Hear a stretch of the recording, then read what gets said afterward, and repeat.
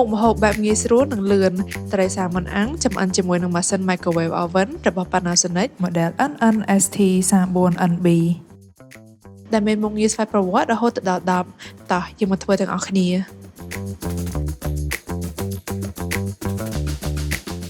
ជាដំបូងយើងប្រឡាក់សាច់ត្រីសាម៉ុនជាមួយនឹងអំបិល Italian herb seasoning ម្រេចនិងប្រេងអូលីវ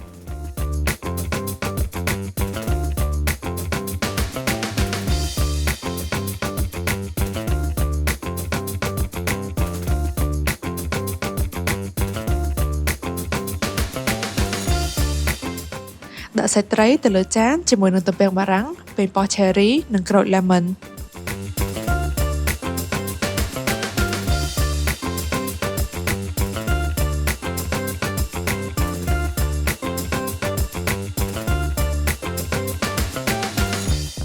រួចដាក់ចូលទៅក្នុងម៉ាស៊ីន Microwave Oven របស់យើង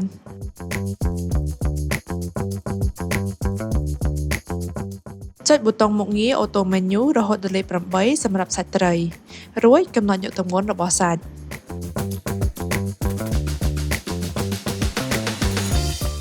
រួចរាល់ហើយចម្អិនឆ្អិននៅក្នុងរយៈពេលតែ5ទៅ10នាទីហើយត្រីសាម៉ុនរបស់យើងគឺគួរឲ្យចង់ញ៉ាំខ្លាំងមែនទែនចម្អិនដែលភាពរីករាយជាមួយនឹងមុខងារស្វ័យប្រវត្តិចំនួន10មុខដែលមាននៅក្នុងម៉ាស៊ីន Microwave Oven Panasonic model NNST 34NB